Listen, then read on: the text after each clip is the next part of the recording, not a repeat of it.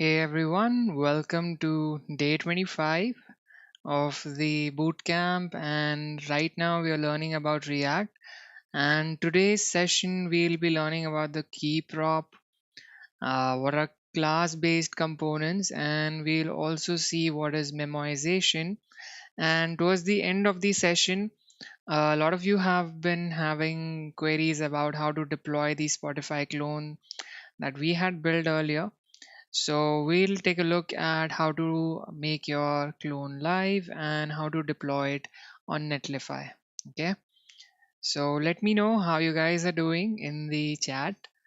And then we'll begin with today's session.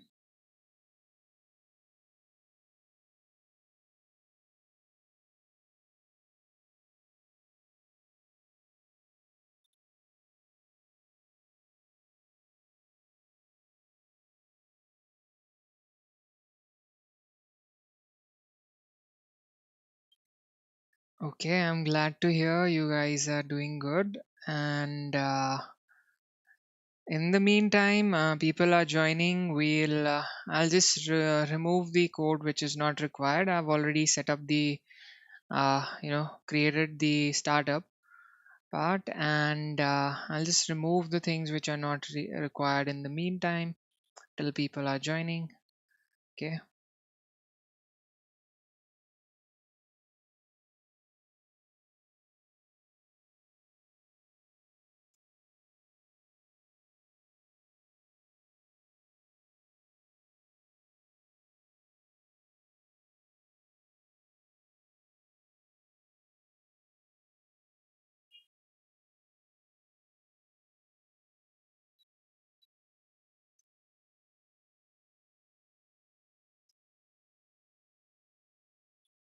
Okay,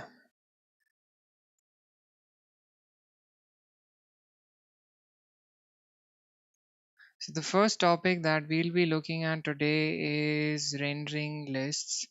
We've already looked at how to render lists, but there's a key there's a key prop which we have come across quite a bit and we haven't looked at it in depth, right? So we'll do that right now. So let's do one thing. Let's create a component. Let's call it as pizza toppings, for example. Okay. All right. And what we will do is let's create a variable over here. Pizza toppings. It's an array. Let's give an ID Z, for example. Then we have the name of the topping. Um, so we'll give it onion, for example. Then let's add another topping.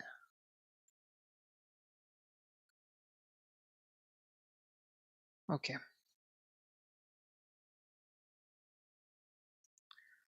Okay, Z, X, C, and then we have margarita and jalapeno.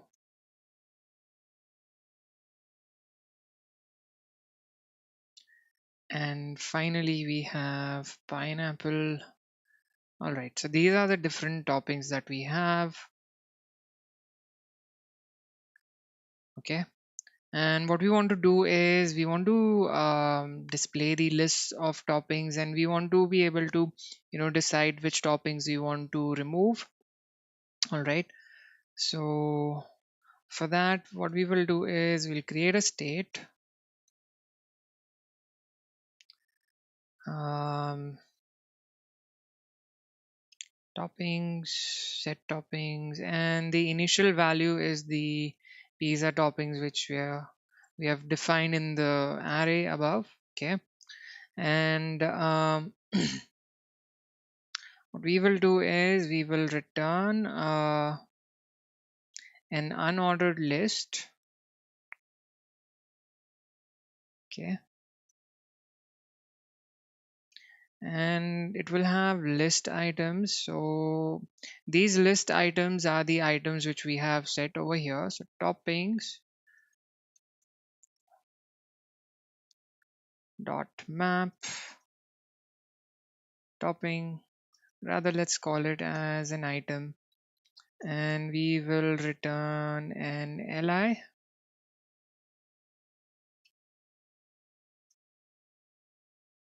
Okay, and inside this what we will do is we'll be displaying a label.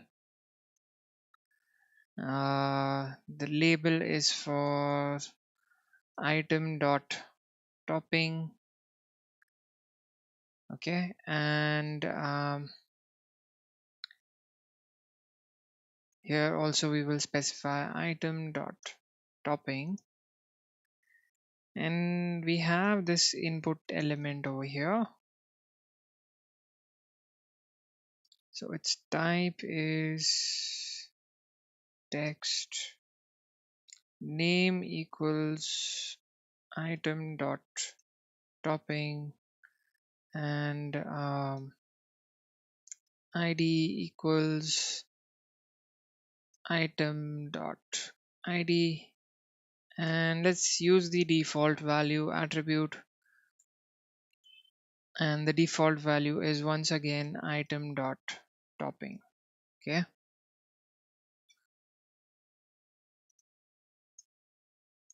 and we will add a button besides this to remove the topping. So I'll just add a cross button for that, and on click of this we will say we want to call the remove, we want to create a function called remove topping, which will accept the topping that we want to remove. All right, and it will basically say set toppings, and we what we will do is we will filter, we will say toppings dot filter, the list of toppings that we have over here, we'll filter those, and what we will do is we will say item, and item not equals the topping which we are passing over here. All right, okay, so when this happens, when we click on the button, we will call the remove topping function and pass it the topping that we want to remove. All right, okay, let's try this out, and here I will import that component pizza toppings, and before I do that I will ensure that I have imported the use state hook, and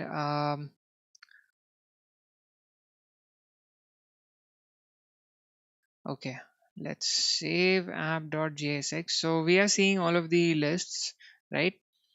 uh, these are the different toppings that we have: onion, margarita, jalapeno, pineapple. Okay, and now suppose I want to remove this particular topping. Okay, I'm clicking on this, and you can see that even though I have removed that topping, I can still see a different text over here, right? If we look at the initial uh, view of this, we have onion and its value in the text box, then we have margarita and its value in the input field, and the same thing over here.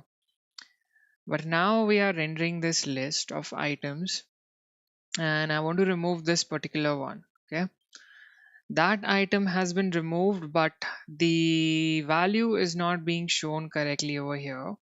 Suppose I remove this one, and you can still see that I am seeing the value for pineapple, and here I'm seeing a different text. Let me try and remove this one, and now I'm seeing onion. Now this was not the desired output, right? We should have we should be seeing the value which was being shown over here, right? Pineapple. So over here it should have shown pineapple. Why is this happening? So the reason is that none of these, if we take a look at the console logs, right? You are seeing this warning which is saying that each child in a list should have a unique key prop. Uh, the reason why it is showing us this warning is because when React is rendering a list, okay, whenever it is rendering items and whenever we make modifications to it, right?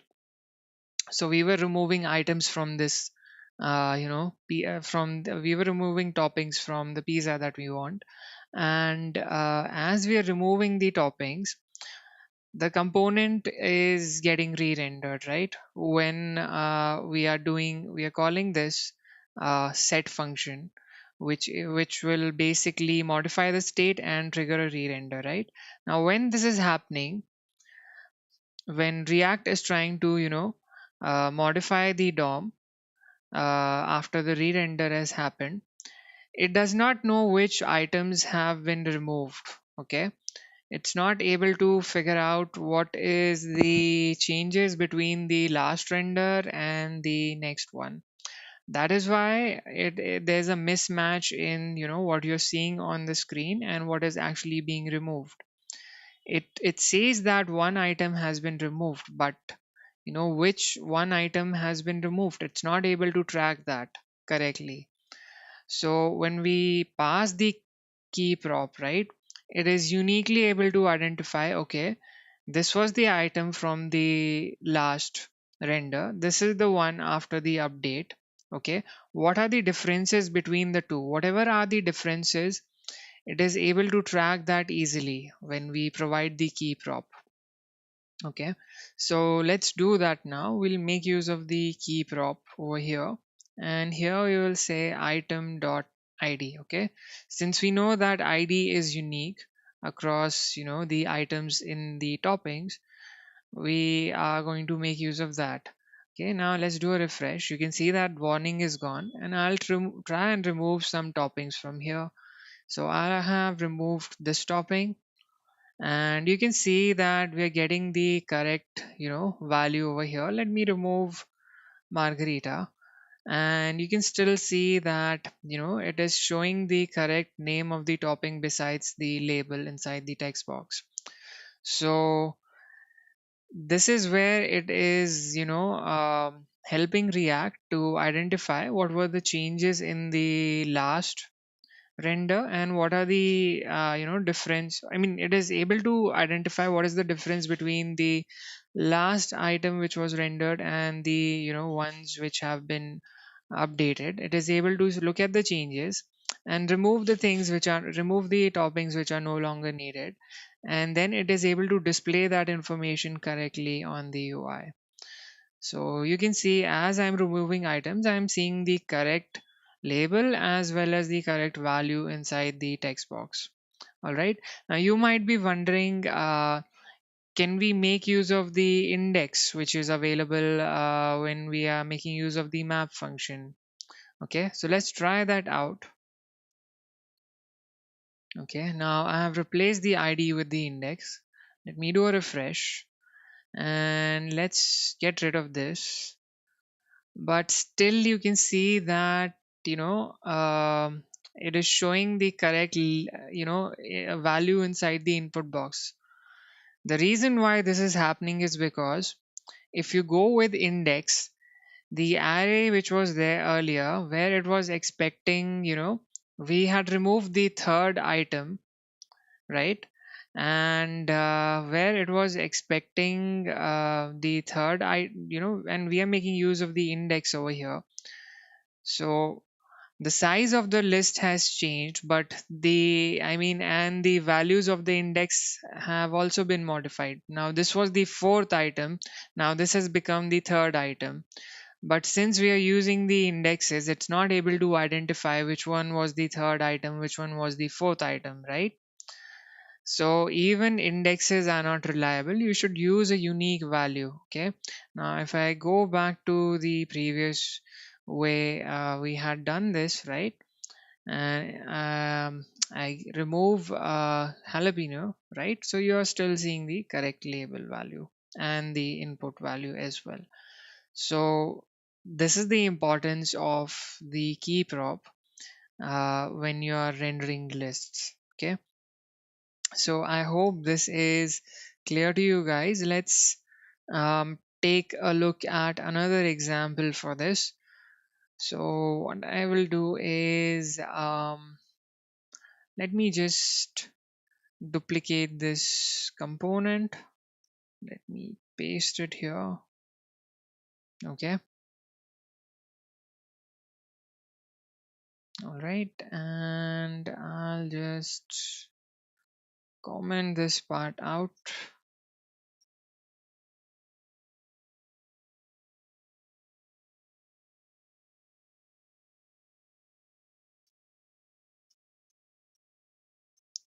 All right, and what we want to do over here is we'll create a function called shuffle. All right, and this will get the original array. So we'll try and shuffle the items in an array. Okay, and I'll say const shuffled array equals, we'll get the original array, we'll use a for loop, let index equals 0, uh, not 0, actually we want to say index equals shuffled array dot length minus 1, and if the index is greater than 0, we want to reduce the index by 1, and we want to generate a random index. Okay, so we'll say math dot floor, and we'll pass the math dot random function. Whatever is that value, we will multiply that with the index, current index, and we'll add 1 to that. Okay, so this will give us a random index between 0 and, I mean between 0 and whatever is the length of the array minus 1, right? And what we want to do is we'll make use of destructuring, array destructuring, and we will say shuffled array at the index and shuffled array at random index, and we'll just swap the two values. Okay, so here we're going to say that shuffled array at random index and shuffle array at index.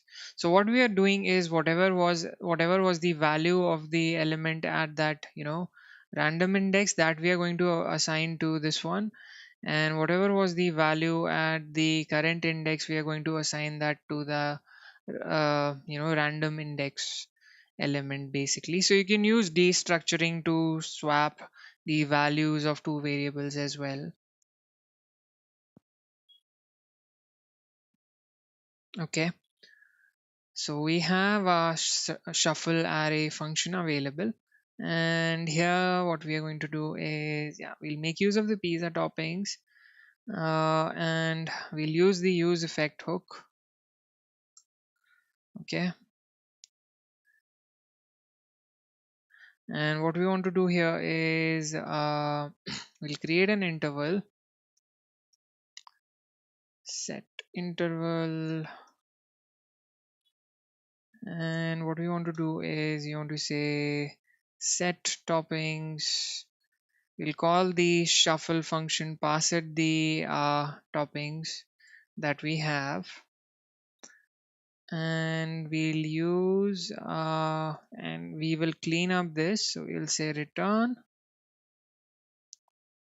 clear interval, and we'll pass the interval id that we have available with us, and we'll call this shuffle method every 2 seconds. All right. And what we want to do here is we'll just get rid of the label as well as the button, and here we are going to make use of the value. All right. Yeah, let's try this out. Cannot read properties of map.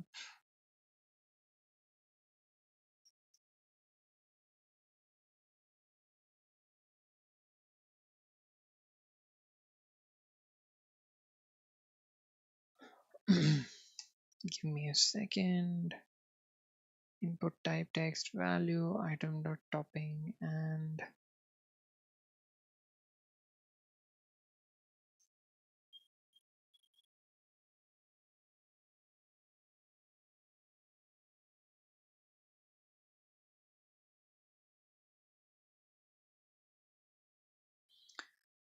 yeah, obviously we need to say return shuffled array, right?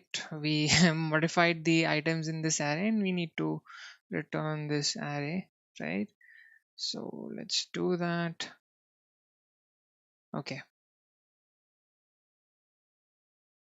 And you can see that every 2 seconds these items are being the toppings are being shuffled, right? Now here what I'm going to do is I'll just get rid of this key prop, and I'm focusing on this, right? And you can see that my focus was on the element which had the value margarita to begin with, but then it's not moving along. The focus isn't shifting along with the input element which had the value. Even if I try to select a particular text, right, once the shuffling happens, I'm losing that text selection. Now if I add back the the key prop, right, and if I place my cursor over margarita, wherever it is moving, you can see the focus is React is keeping track of the focus as well. And if I highlight a particular element, right, the highlight is also moving along with the element. So these are the um this is the reason why we make use of the key prop, and why it is so important, because it allows React to keep track of the element which was rendered. And you can see the difference with the key prop and without the key prop, right? The highlight is being tracked, and so is the selection of, or the focus of, the input element. Okay. So I hope this is clear to you guys, why we make use of the key prop and what are its uses. Okay, and let's move on to the next uh, topic that we want to learn, and I'll just set the list style to none so that we no longer see these bullet points. Okay, so the next thing that we'll be learning is memoization. All right. Now, what does that mean? It means that whenever you're doing some sort of a calculation, and you want to remember what was the result of that calculation, okay? And that process in programming, doing some sort of calculation and remembering its result, uh, that is known as memoization. And we'll take a look at why we require memoization in React. So let's understand that with the help of an example. Okay, so let's create an example. Let's say memoized component, memoized example, for example. That's the name. And here what we will do is we'll create a component. So this component, what it will do is we will have a form over here, and we will have a field set which has a input, okay, which is type text. Name is first name. We'll accept a first name and a last name.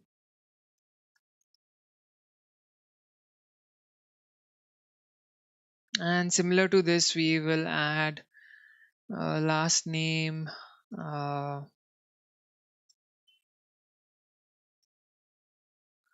input as well. And we will have another component. So const greeting equals, this will accept just a name, okay, as a prop. And what we will do is we'll just say return h1 hello, whatever is the value of the name that we are getting, okay. And we are going to, whatever the user is typing, that we will be showing in the greeting, okay. So let's add the greeting component over here, and we will say name equals first name, okay. And to keep track of the first name and the last name, we will create states. All right, so use state first name, and the initial value is empty, and use state last name, and the initial value for this is empty as well.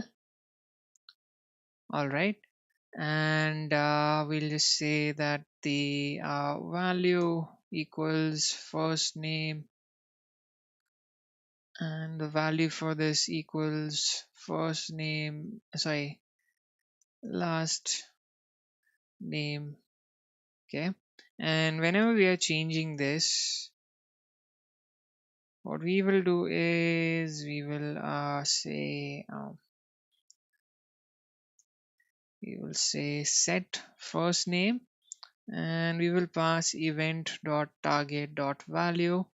And let me just copy this and paste this over here, and let's add a log statement over here.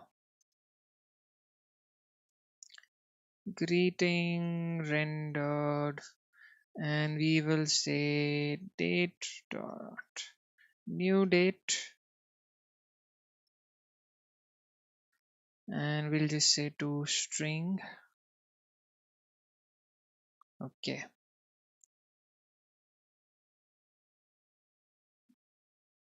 And we will display the that component is within the app. All right, as usual, I have not declared use state. I have not imported it. Let's import it. Okay, let's do a refresh. So it is showing, if you take a look at the console, it is showing that greeting rendered and the time at which it was rendered. All right, all right. So I am basically typing. Let me do one thing. Let's say autocomplete equals off, and autocomplete.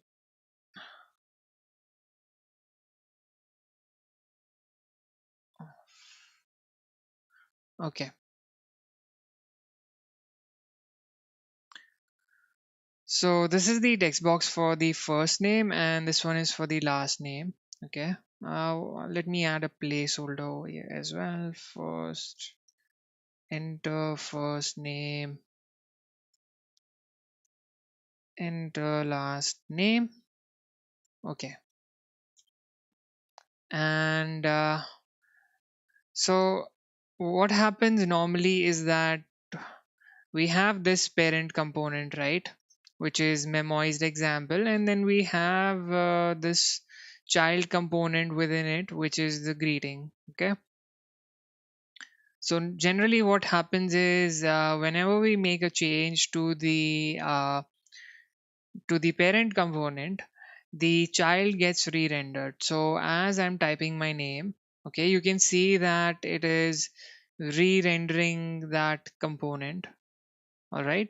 And if we take a look, our child component is only using the first name. So it makes sense, right? Because we are updating the value of, we are modifying the state in the parent component, and this particular value is being passed as a prop to the child component, so it is also getting re-rendered, which is completely acceptable behavior. But I am right now modifying my the last name. Hang on a sec, this needs to be set last name. Okay, let's do a refresh, Gaurav. And this is, right now I'm modifying the last name, right? And still you can see that it is if I clear the logs, we can still see that the child component is being re-rendered. uh, so it's not, I mean, if we take a look at the child component, we it is just dependent on the name, right? It's only dependent on the first name. So, and we are modifying the last name, which it is not dependent on. So what basically is happening is, the general behavior is that whenever the parent is re-rendered, the child is also getting re-rendered. But what we want to do is, we only want to re-render the child when it is needed to be re-rendered. That is, if the first name is getting modified, it makes sense because the child component is dependent on that. But when we modify the last name, the child component is not dependent on that. In that case, it should not get re-rendered. So there's a way by which we can tell React that you don't need to recalculate or re-render the child component, because it is not dependent on the values which are being changed.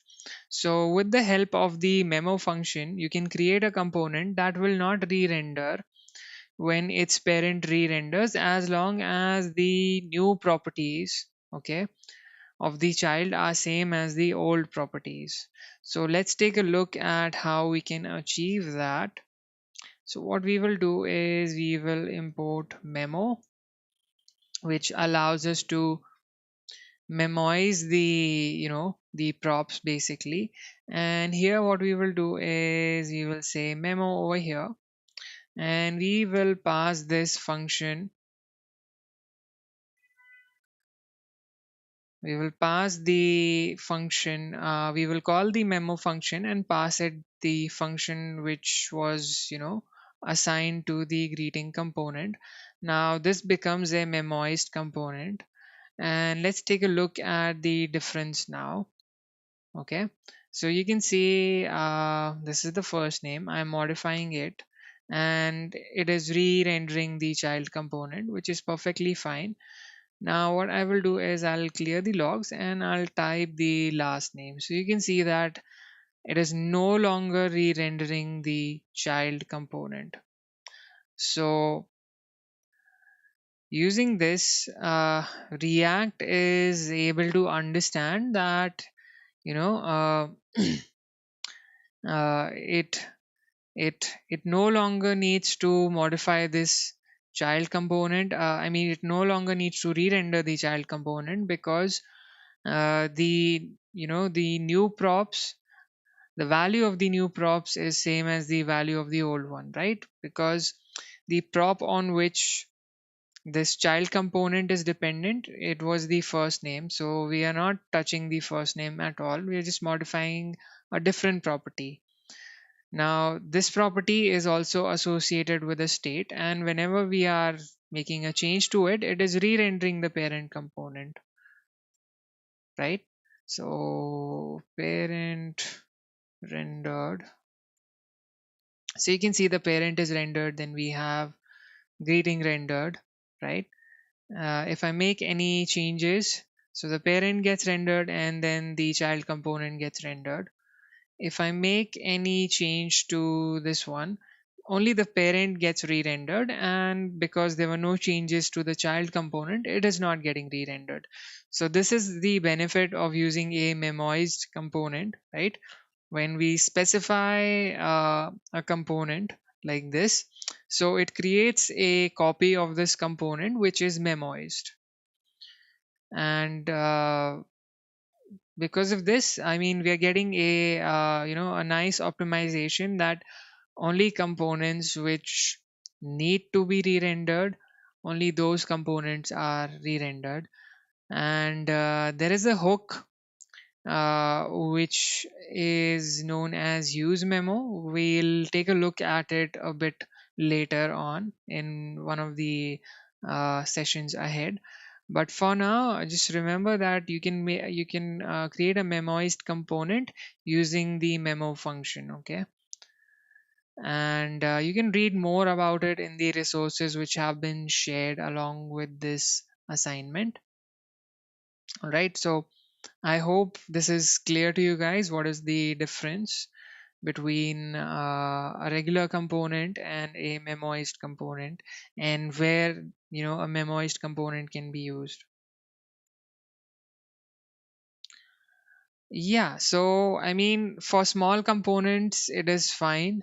But if you have really large number of items which are there, and suppose your parent component has some sort of what do you say, you're changing something in the parent component which is unrelated to the list of things which you're seeing over here. Suppose over here we are showing the list of suppose this component is a list component which is displaying maybe some 100 items in it, or maybe 1,000 items in it. And this is a part of a parent component, and something in the parent component is changed which is not related to the list, right?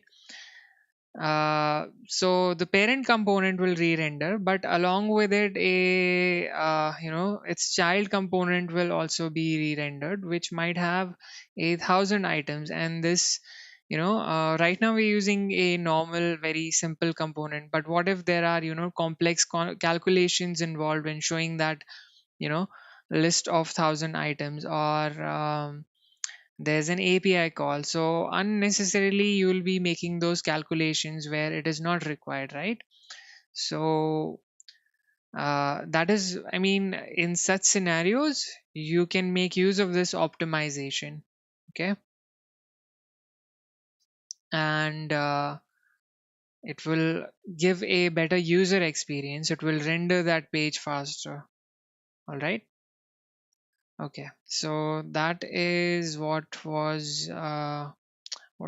were going to learn about memoization. There's a hook as well. We'll take a look at it in one of the later sessions.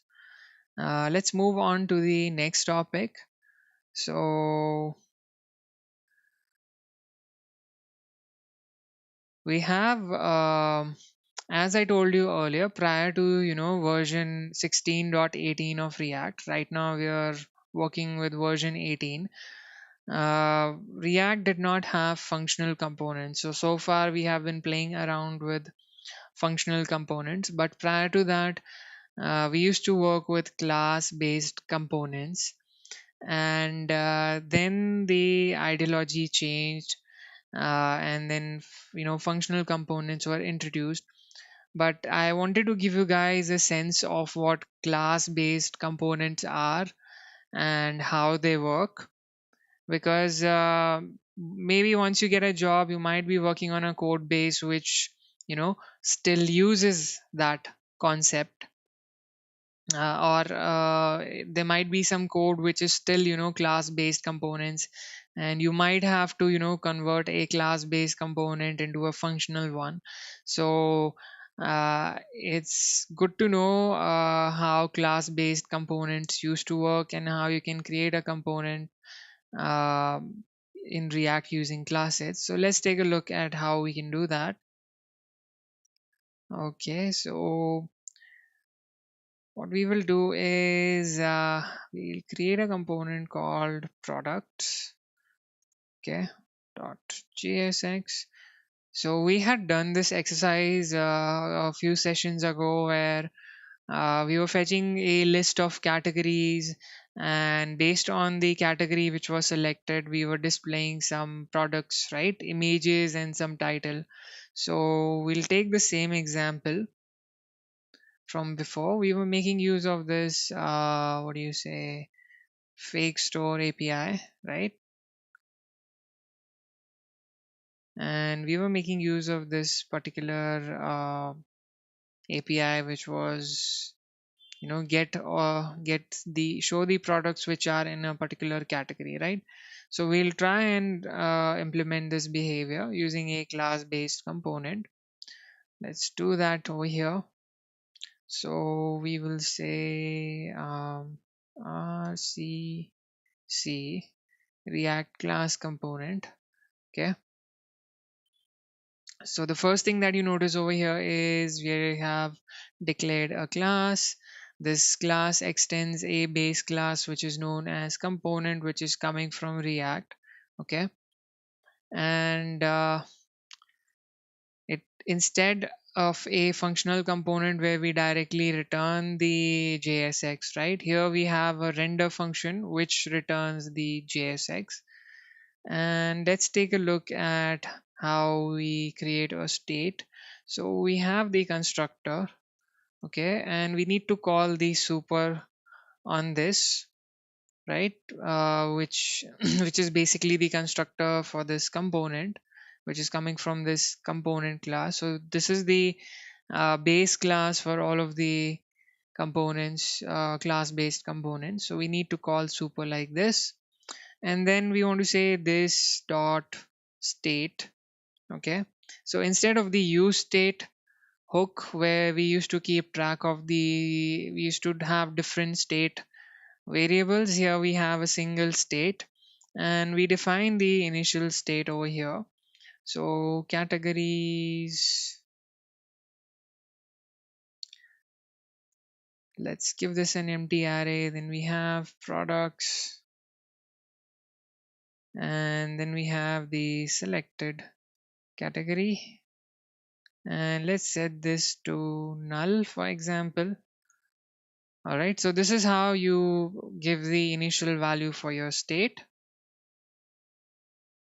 Then what we want to do is we want to fetch all the categories, right? So let's create a function get all categories,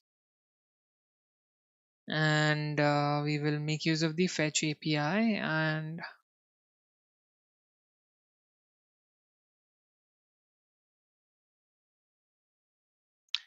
let me just copy this one.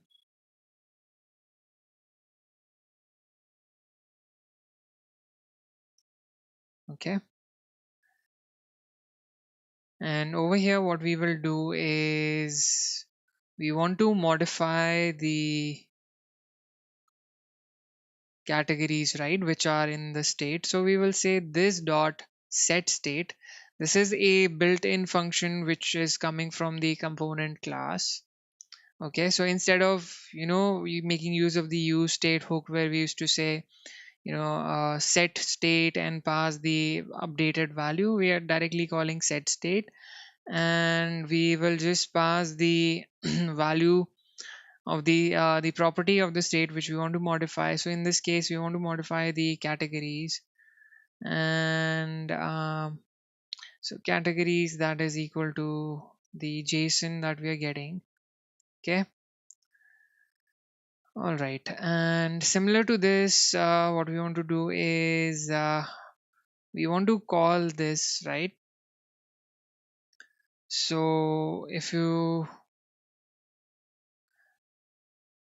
so we want to call this function whenever this component is loaded or whenever this component is mounted, right? So for that there is a special function available, component did mount, and here we will say this dot get all categories. Since this is a class based component, we will call the function like this, and we are calling the function, and let's move this component inside the app. So products, let me comment this, and you can see that once the component was mounted, it fetched all the you know categories for the product. Okay,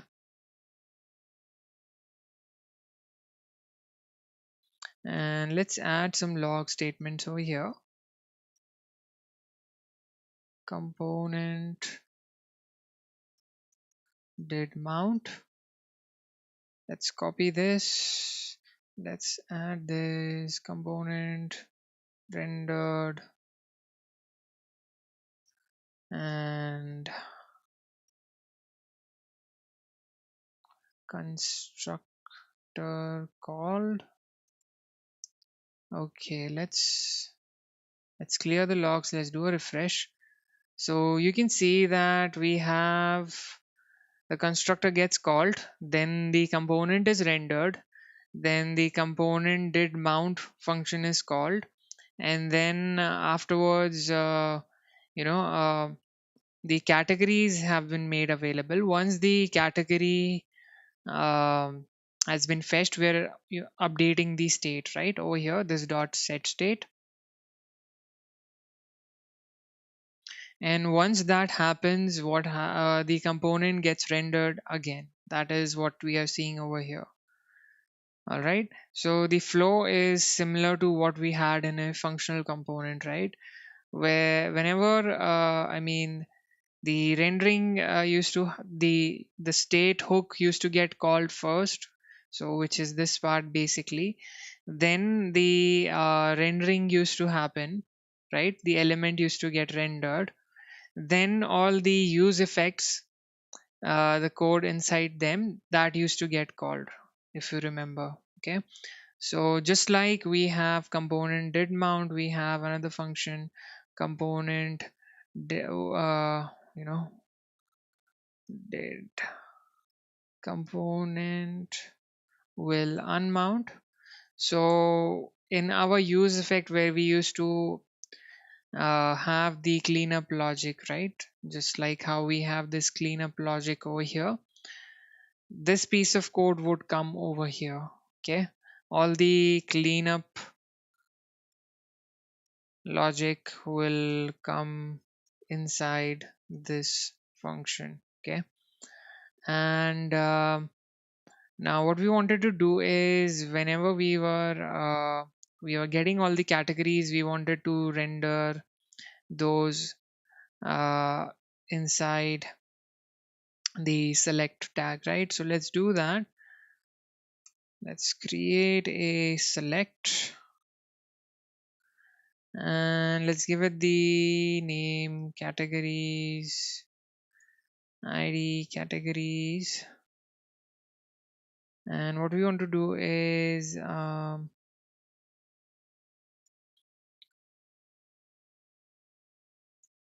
we want to go through all of the categories which are there. So we'll say this dot state dot categories dot map a particular category, and this will return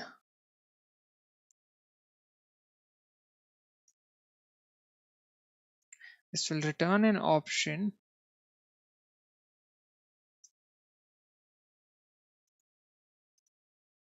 and the key is the category, value is the category as well, and the thing that we want to display is the category as well. All right, so we are seeing this: electronics, jewelry, men's clothing, and women's clothing, right? And let's just capitalize this. So we will say dot to uppercase. Okay. Now, once we have selected a particular category, what we want to do is we want to fetch the products in the category. So let's do that over here.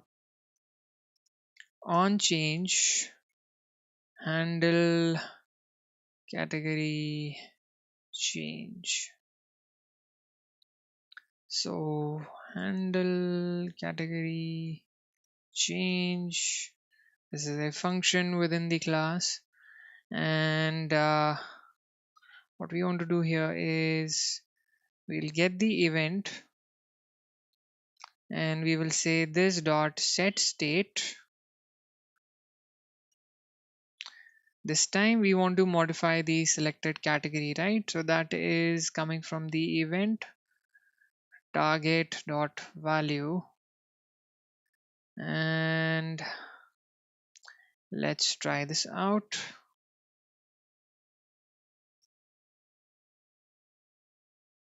Handle category change is not defined. Okay, so here we need to say this dot handle category change.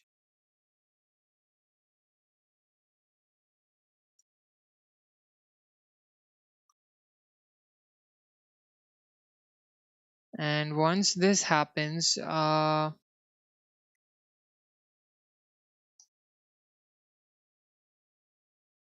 we want to fetch all of the products of that category, right? So we will have another function get products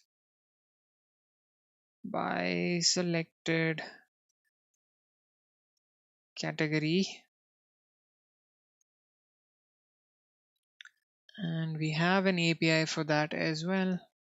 Let's copy this.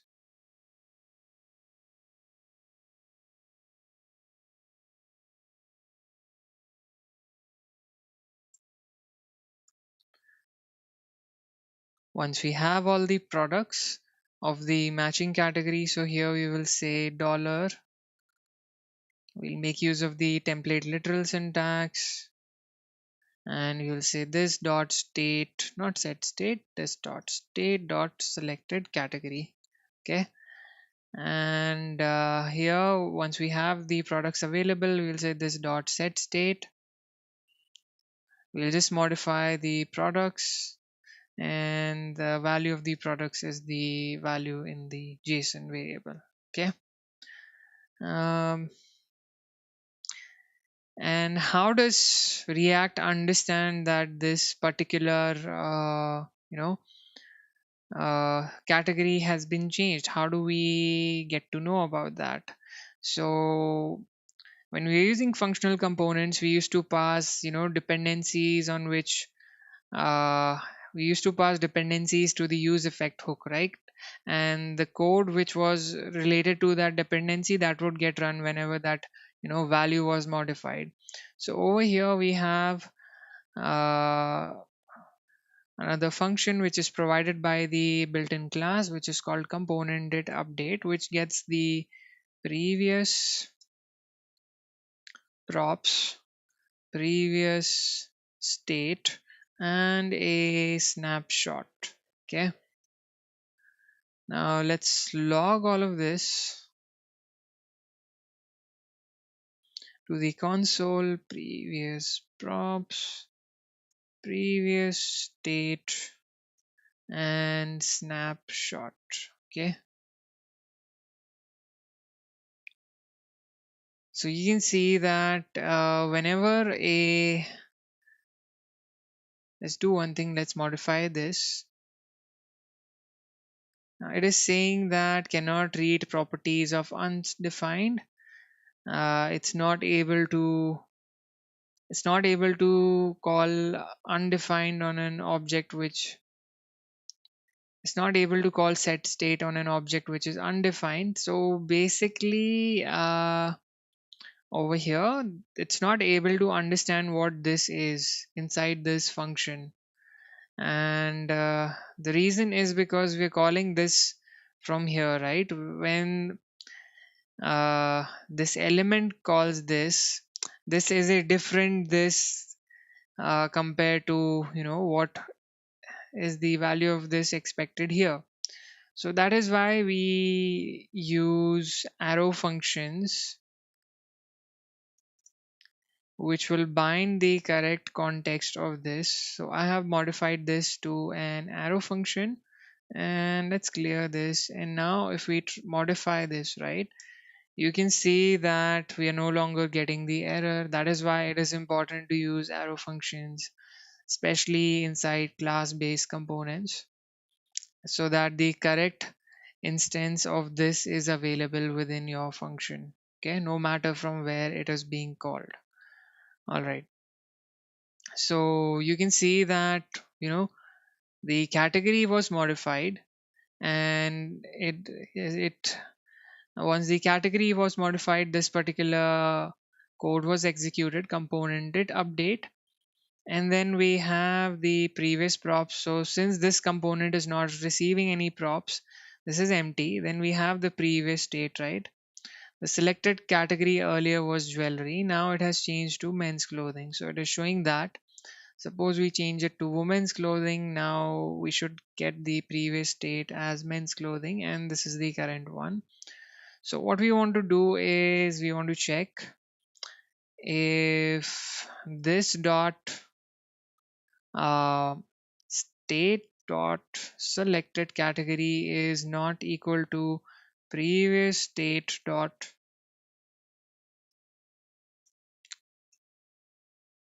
selected category. In that case, we want to call get products by selected category, right? When that happens, we this will call this function. Where is it? Yeah, get products by selected category and update the products. Once we have the products available, we want to display them in the UI, right? So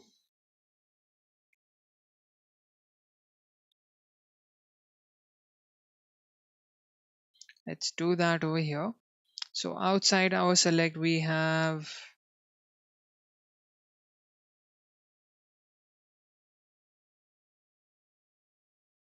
the section which has the class name product. Okay, and we want to say this dot state dot product dot map.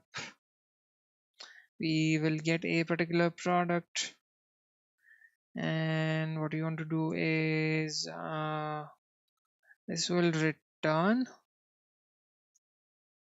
a section which has the class product item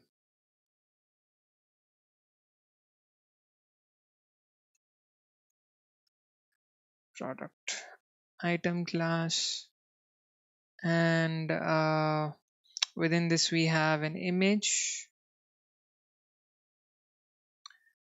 The source for this is prod dot image, and the alternate text for this is prod dot title. And similarly we have another section which has a h2 tag. Okay, and here we will say prod dot title,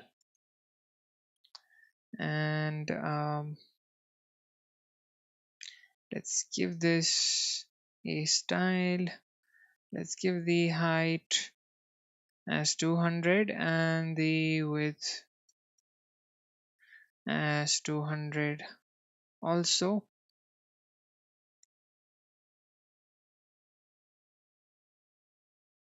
Okay, And the let's define the styles for this. Let's go to index.css.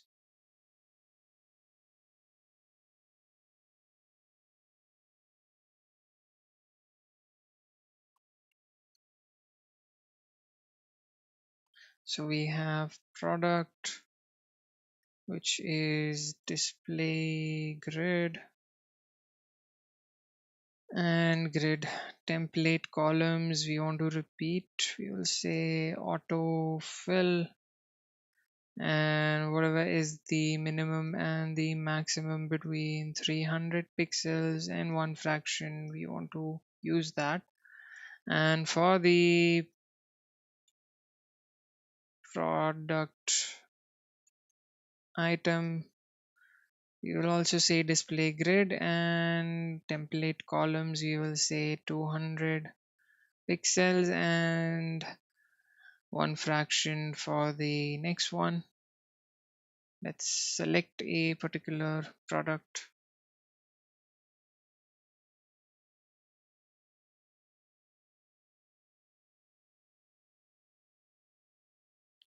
Product and product item.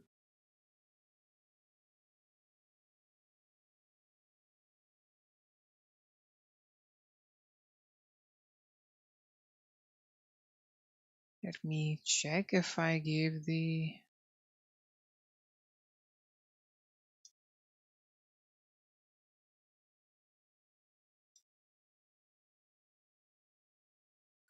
okay.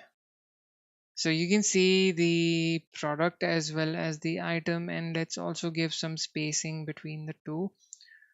Where is it? Index. And let's give a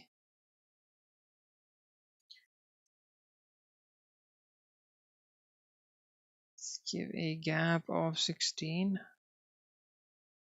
All right, so these are the different products which are coming from this category, right? And similarly, let's change the category so you can see it's showing the products of that category. Okay, so this is how you can create a class-based component. Let me modify the category, and now it's basically rendering the products in that category. And let's take a look at the component which we had created earlier a couple of sessions before.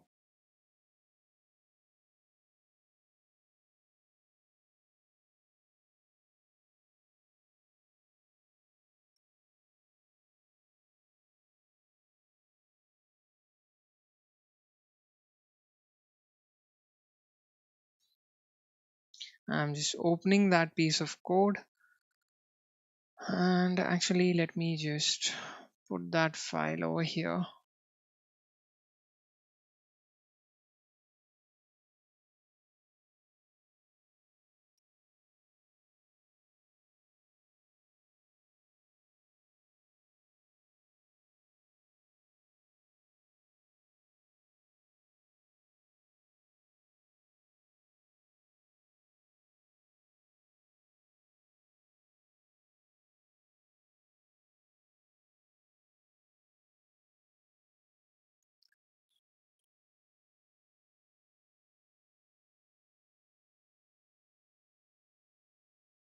So this is the one which we had created a few sessions ago, which was a functional component, and then this is the one which we have created today.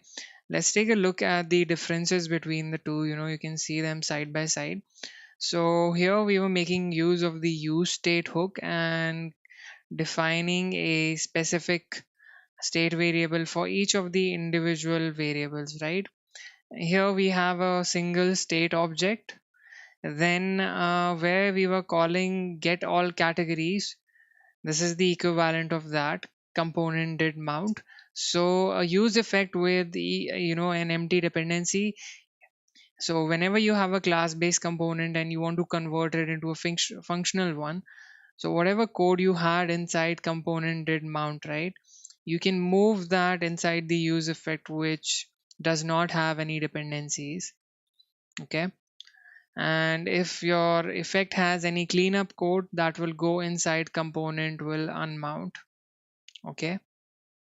But another major difference is that you can have multiple use effects, whereas over here you will just have one method, which will indicate that the component has mounted. Here you can have multiple use effects which can either have dependencies or cannot have dependencies. So that is the flexibility of a functional component, right? Another difference is so this was the use effect, which was dependent on the selected category, and then we were calling that. Here, if you take a look, we are making use of this. This gets called whenever a property or state variable is updated, and we have to do an additional check over here. We need to check whether the previous one is not, whether that value is the same or not. If we do not do this, this piece of code, uh, suppose we write the same code over here. Okay, if we were to just check if selected category is defined, only then get products by selected category. Let's go to the code over here and let's take a look at the log. Let me clear this, change a category, and you can see it's continuously calling this component rendered and previous props. It is being printed again and again.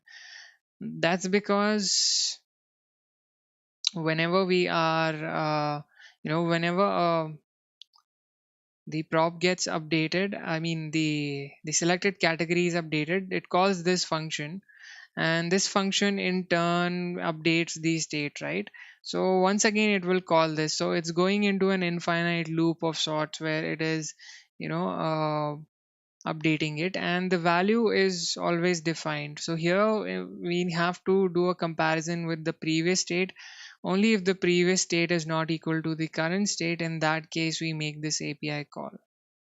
Okay, so the so let me clear this. Now I've added that call again. Now you see that it's only being called once, right? So this is an additional overhead sort of that you have to perform, whereas here it's just simple that you check whether the value is defined or not. And here it is keeping track of the things, whether this particular value actually is different than the previous one or not. React is taking care of this comparison. Here you have to do that comparison on your own. So if you have any piece of code which is written inside this component did update in a class based component, you can move that safely into the use effect, and whatever changes that you are watching, right, you pass those as dependencies. And wherever we were modifying the state, instead of calling set whatever uh, was the setter function associated with that state variable, here we always call the built-in function this dot set state and just modify the particular value which has been updated, right? So you don't have to modify all of the three values. Here React is smart enough to understand which object you're modifying, and it will just modify that in the state instead of specifying all three, right? So this is how you modify the state. And wherever you want to access the variable, you will say this dot state dot categories, this dot state dot products, and so on. So you can take a look. This is around 66 lines of code. This is around 79 lines of code. And the reason is, I mean, another benefit is that, this is much more easier to read. You're not using class. There is no confusion about where to write this, where to use arrow functions, where not to use arrow functions. So here that confusion was there, right? What is this? What is this pointing to? And then you no longer have to write a render function here. You just directly return the JSX. So, and I mean, there are more functions available. You can go through the list of resources to understand what those functions are. But I mean, this is a cleaner and a simpler way of, this feels simpler compared to this where you're writing all of this code, constructor, super, uh, and you if you suppose you have multiple, you know values that you want to respond to. Whenever those values are updated, everything goes in one place, whereas here you have the flexibility to create different hooks and have a different cleanup function associated with that. So I mean, you can take a look at the two and decide yourself which is, easier for you to use and understand. So this is what I wanted to, teach you guys, that using uh, what is the difference between a class based component and the functional component. So I mean, all in all, they allow us to achieve the same functionality, but the syntax is different and the way of working is slightly different, but more or less they are somewhat similar. And we get more flexibility whenever we make use of hooks. uh, and Yeah, I mean, there is less confusion. So if you ever come across a class based component, I hope you have some idea what that is. And if you ask to convert a class based component into a functional one, I hope you are able to do that as well. I've given you a high level idea and the workings as well, as to how both of them work. So I hope this is useful to you guys and it has helped you understand how React works in both the cases. There's a question in the chat.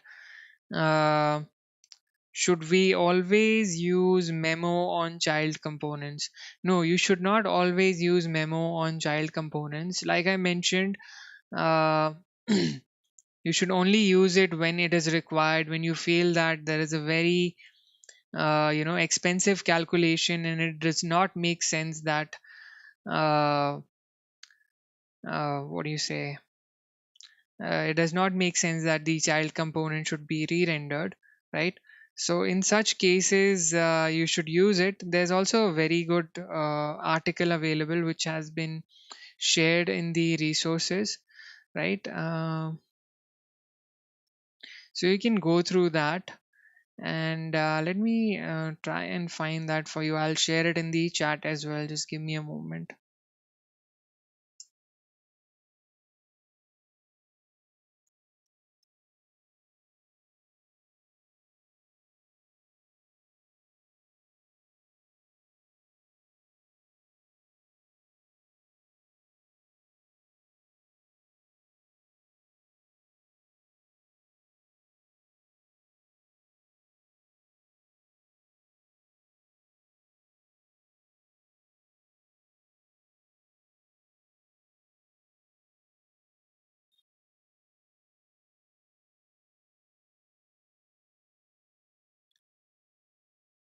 I'll open the website over here.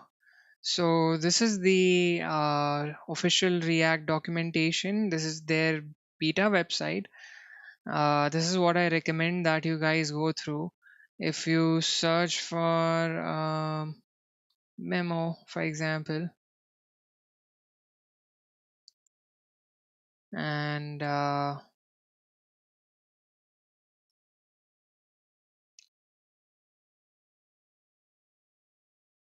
so here they are explaining to you when you should actually use it. Uh, should you always use it?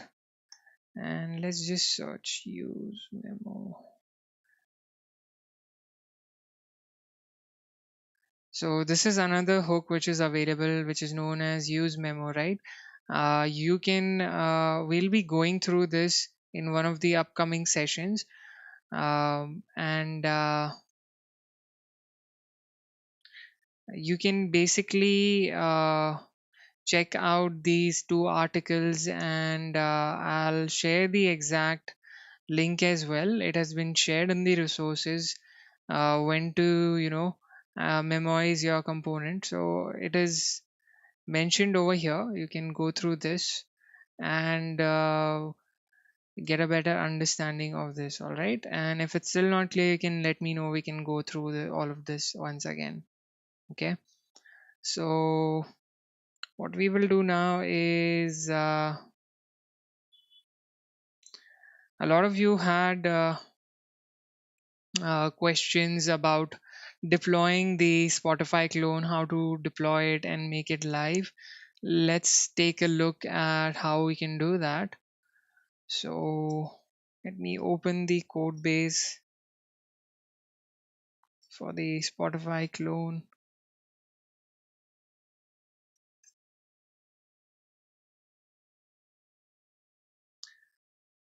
So this is the code which we had available with us for the Spotify clone, right? So I made some changes to the configuration file. If you go to weightconfig.js, this entire new section has been added.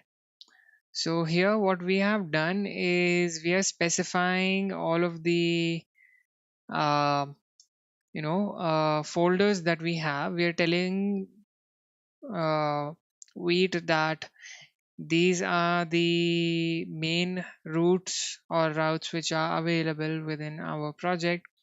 So the main one is src slash index.html. Then we have another route which is known as dashboard, and we're giving the path for that. So you import the path uh, functionality of you import the resolve function from the path and you pass this. So this should give you the absolute path for the particular file. So our entry point is index.html, right? Then when we want to go to the dashboard, this is the path for the dashboard.html, and for login it is src login.html. So this is something that you need to add. And then we are specifying, once the build has been created, we want the build to be outputted, where to place the contents of the build. Okay, so that needs to be placed in the dist folder. All right, so this is what we have specified. Then let's try this out. So if we take a look at package.json, we had this command over here, right? npm run build. So let me just delete this for you guys.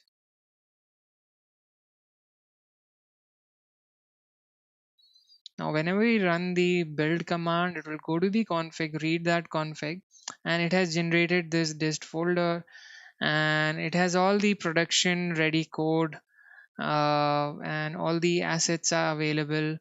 We have a dashboard folder with dashboard.html, and then we have a login folder with login.html, and then we have the index.html file. Now, in order to view and check if the build is working correctly, you run this command, which is there, the preview command. So you say npm run preview, right? So this will host the build folder. Let's try and open this. Let's copy this URL.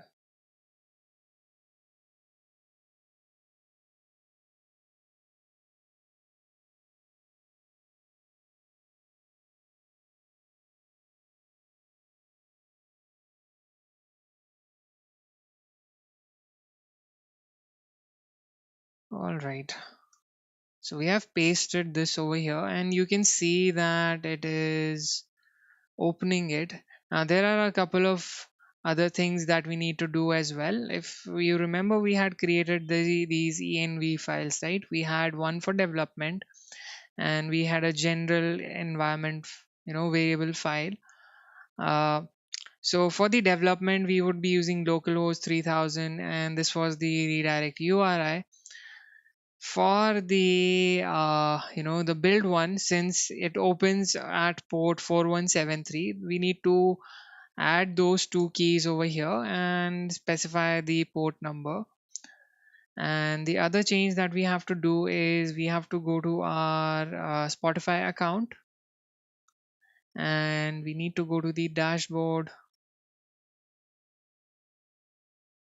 open the app, click on edit settings, and here we need to add an entry for the what do you say, the build version of the URL, and you need to enter that over here, click on add, and then click on save. I have already done that. Once that is done, when you click on login, it is showing you this dialog. Now suppose I remove this entry. Okay, let's click on save. If you do not have that entry with you, it is telling you invalid redirect URI, right? So you need to be careful of that. And once you specify that, you should be able to log in successfully. Now this was all the part which was related to getting the build ready. Now we need to actually deploy this. So in order to deploy this, we'll go to Netlify, or you can use any other platform as well. I'll show you Netlify. Let's log in. And so I have pushed all of this code on GitHub. And what we will do is we will click on add new site, import an existing project, and we will say GitHub. So I'm already authorized. This is my username, and this is the project which I want to deploy. So I had selected Spotify clone over here, right? And the branch from where I want the deployment to happen. So I want the deployment to happen from the master branch. This you do not need to fill. The build command, if you remember, it is npm run build, right? Then the directory from which we want to deploy the contents from, that is the dist folder which is getting created. So once this command runs, the dist folder gets created, right? So we'll specify the name of that folder. Then let's click on show advanced. We have some environment variables, right? So let's add those. So we have the wheat client ID. Let's add that. And this is the client ID. You add your own client ID over here. Okay.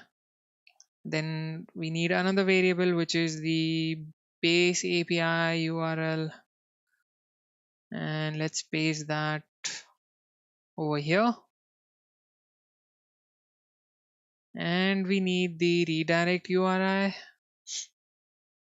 So I'll paste this one right now, but we will come back and change it, because once this site is deployed, Netlify generates a URL for us. And another one, which is the app URL. So I'll paste this over here, and later on we'll come back and change this. Let's click on deploy site. So it should go to the GitHub repository and deploy the website. It is doing that. It is building the website right now. We'll have to wait just a little bit.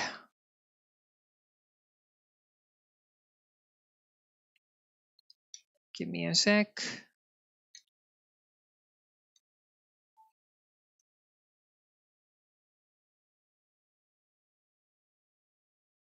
Okay, it is deploying. Let's see.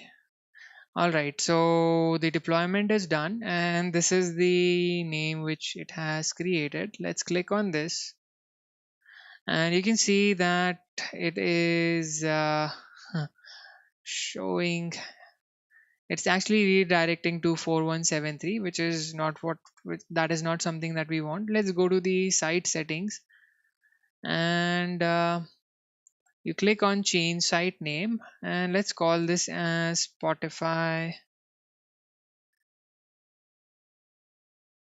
clone and I'll just give my initials over here. Let's click on save. So you can see it has renamed that site. And if we open this once again, it's still going to this uh, website, right? So let's copy this, and here where we have build and deploy, let's click on that.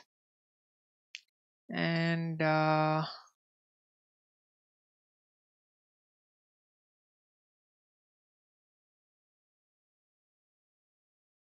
yeah, under build settings you click on edit settings.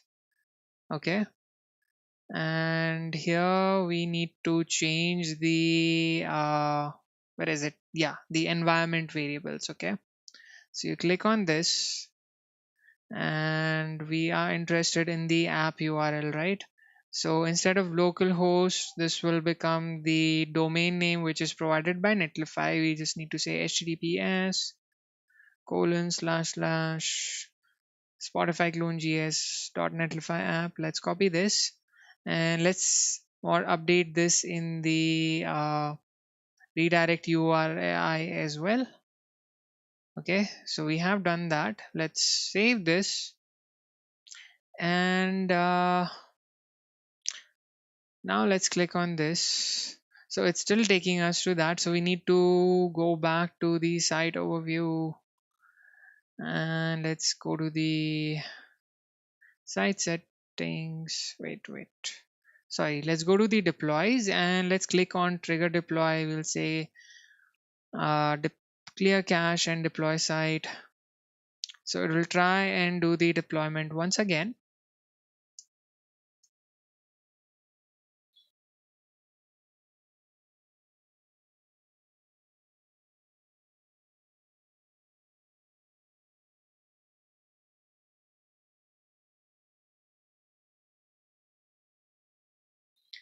So there's a question in the chat, how do we provide certification? So you need to join this boot camp. This is free. All the details are available in the description of this video as to how you can join the boot camp. Once the boot camp is over, you'll get a certification from the Devsnest team. All right, so you need to register in this boot camp, and only then you'll get a certification for this. But all of that, there is no registration fees. The boot camp is completely free. The only investment which is required is from your side, and you need to invest your time. You need to practice whatever we're teaching you, and by the end of the boot camp you'll get the certificate, right?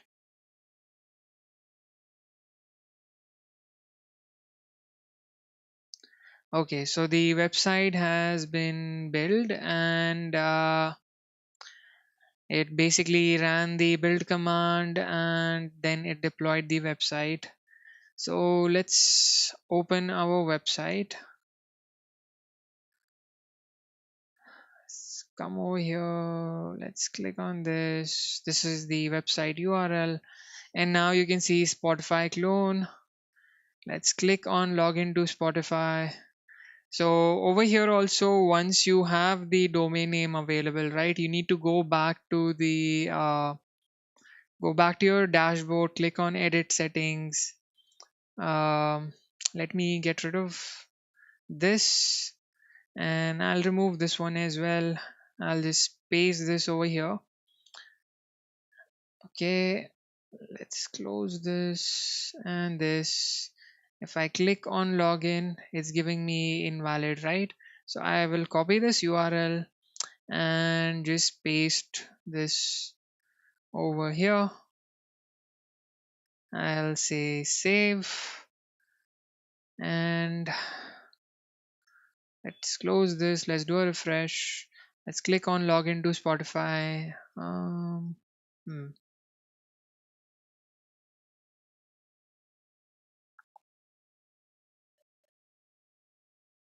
Am I in the right one? Edit settings. Okay, I forgot to save this, right? Let me copy this. Add. add this, and then I need to save this.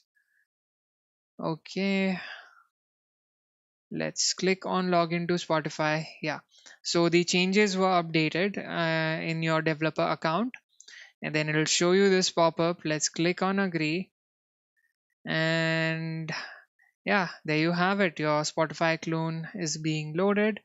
Let's go to a particular track playlist, and you can see that it's playing that song. I'll share this. Let's do a logout, and I'll share this link with you guys so that you can try this out if you're able to log in with your Spotify account and view the website, right? So it should show you the playlists which you have. You should be able to play the songs. Go back, the songs are still playing. You can change the tracks. So all of the functionality is working. And there's another change which I had made. So a few of you were complaining about the transparency, right? So I have modified the code. So the header starts becoming opaque around halfway, and then once it is completely opaque, so we have the same effect as the original Spotify right now, that as we are scrolling, the header is becoming opaque, and the title is scrolling as well. So I have changed that functionality as well, uh, and you can go through the code which it's available on GitHub. Actually, I need this is right now available on my repository. I'll make it available on the Devsnest repository as well, so you can check it out from there. And I made the changes in which file was it? Dashboard.js. What was it? Scroll, right? So I modified the scrolling logic. So here we are now basically calculating the 50% height. So we're getting the total height of the cover element, which was this entire element, right? Where we were showing the banner image, playlist image, the title, and all of this. So we're getting the total height for this. Then we are calculating the the 50% height for this. Once we start crossing 50% of this height, that is when the header starts becoming opaque, right? Earlier it is transparent, and then it starts becoming opaque. So the same logic has been added over here as well. The logic is available inside this function. We calculate the 50% height. Then we decide what is the cover opacity. If we have gone beyond the total height, that is, we have crossed the cover element, we are setting it to 100. Otherwise, the point till where we have scrolled, we are dividing that by the total height, and that should give us the cover opacity. And we are basically making the cover element transparent, and then we are deciding the header opacity. So here we are checking whatever was the value, how much we have scrolled from the top. If that is greater than the 50% height, if we have covered 50% of the cover element, and we are in this region, right? So we are still in this region inside we have scrolled halfway to the cover element. And if that is the case, what we do is we figure out how much beyond the 50% have we gone, how much distance have we gone beyond the 50% height. We are calculating that, and then we are calculating that distance in percentage, and we are setting that as the header opacity. If we have gone beyond the entire cover element, we are directly setting the header opacity to 100%. If we are below the 50%, right, we are setting the header opacity to 0, and we are just setting this over here, whatever is the value of header opacity. So once it crosses 50% height of the cover element, that is when it starts becoming opaque. And that is the logic that we have here. And whatever is the header opacity, that value we are checking over here. If the header opacity is greater than 60%, that is when we start making this playlist header sticky, right? The moment that happens, we make the playlist header as sticky. So wherever they are meeting, it becomes sticky, and the border extends. So that effect is has been applied. So if you take a look at the original Spotify